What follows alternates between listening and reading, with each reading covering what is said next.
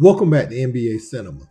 So now we have some footage resurfacing from a Shannon Sharpe interview with Karl Anthony Towns, and he was very complimentary of Jalen Brunson and Tom Thibodeau. And what's big about this is there were reports that Cat and Thibs weren't talking at the end of Thibs' stint in Minnesota. And so much went on there with Jimmy Butler and all the other things that really got out into the media and in the news. But Cat has grown as a player, and he's grown to appreciate some of that tough coaching that Thibs brought to the table, and it helped him become a better player too, put a chip on his shoulder, and he's reached new levels in his game as well.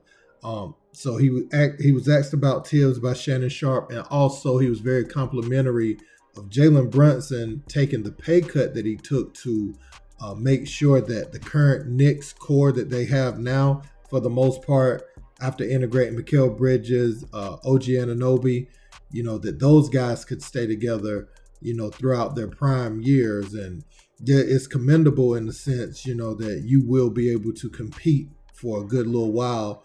And Jalen Brunson also talked about how it will be to run the pick and roll with someone like Karl Anthony Towns, the spacing that he opens up on the floor for the Knicks. We're about to get into it. Let's check it out.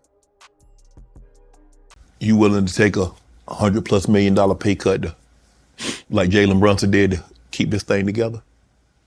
We can keep it all together. If we can keep it together. Right. Show me then. We all got to get in a room and say we're going to do it. Right. So, Jalen Brunson, shout out to him. Yeah. Shout out to him. That's a lot. I mean, $10 million, okay. That's a lot. $10 million, even like, okay. Hey, but you know what? You can't put a value on the fact that he's at where he wants to be. Yeah. And I think that's a big value number that no one's thinking of. He's with his father. He's super comfortable. He has a team that believes in him. I think that belief that a team and organization could give you is something it's worth a lot of money. And they give him that belief. And I think that he felt that was the best situation for him. Right. And I root him on for that. What was it like playing for Thibs? Because you hear how Thibs, Thibs grind you to he just wears on you. Yeah. He's playing his guys 40+ minutes on a nightly basis. Yeah. And then when it comes playoff time, he's done ground them down to the nubs, and then they just don't have anything. What was it like playing for him?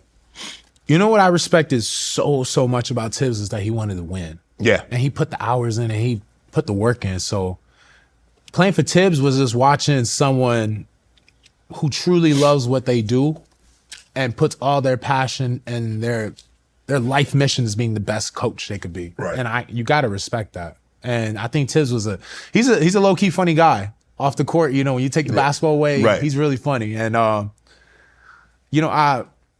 appreciate him even more now that I'm older, and that we've been able to talk even at a different level of maturity. You feels me? Right. And man, I got nothing but good things to say about him. He's been great. He's been great to talk to, especially now in my life. And he's one hell of a coach. He's one hell of a coach.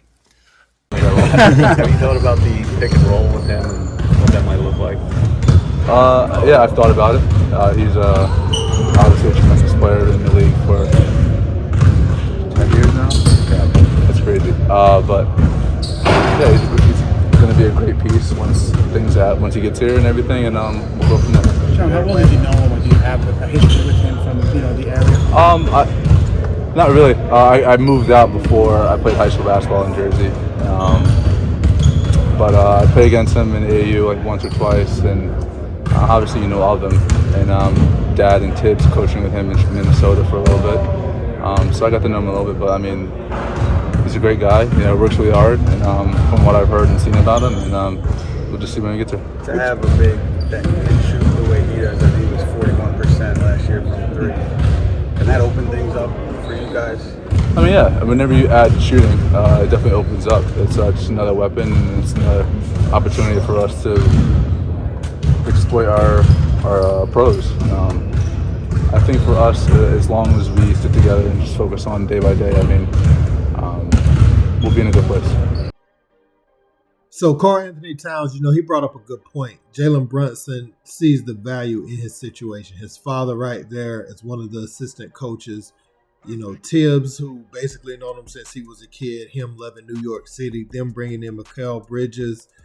He has Josh Hart there with him. Obviously didn't want Dante DiVincenzo to go because of his close relationship, and he was one of the groomsmen at his wedding, but they do understand that it's a business. You don't get everything you want, but the Knicks have done a great job trying to build that roster out. And Karl Anthony Towns is going to give them the spacing they need and also allow them to match up with several teams. Now, I wish the James Najee guy wouldn't have got hurt because he just got traded from Charlotte, never came over, still playing overseas, and he had a back surgery back in July, so it don't look like he's coming over this year either.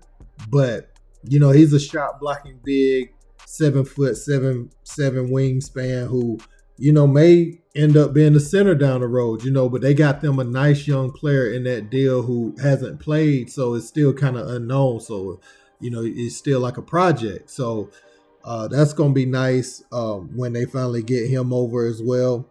But I brought that up because, the deal with Cat is done because of the stuff that happened with Charlotte last night. It's official. Now they can talk about it. We should be hearing from Cat in the next day or two, with this thing being completed. Also, Randall and Dante DiVincenzo over there in Minnesota. So we should be hearing from those guys very soon. One thing I want to say about this whole trade, and I'm going to get off topic just a little bit, but it's still about the Knicks. I remember when everyone wanted them to just spend all the money on Donovan Mitchell, led by Stephen A. Smith. The money you would have put into Mitchell, if you would have just went out and got him, none of this stuff would have been possible. But now you've been able to bring in, and let's look at it like this too. Let me say this. Jalen Brunson wouldn't have taken that cut either, if you would have just brought him in and maxed him out. So now you're just looking at, a smaller backcourt and really not fleshing out the rest of your team. Now you actually match up with teams with OG Anunoby, Mikal Bridges, Cat. You done made a lot. You had a lot more wiggle room by not just going out there and maxing out Donovan Mitchell. And this is what I've been saying from the beginning.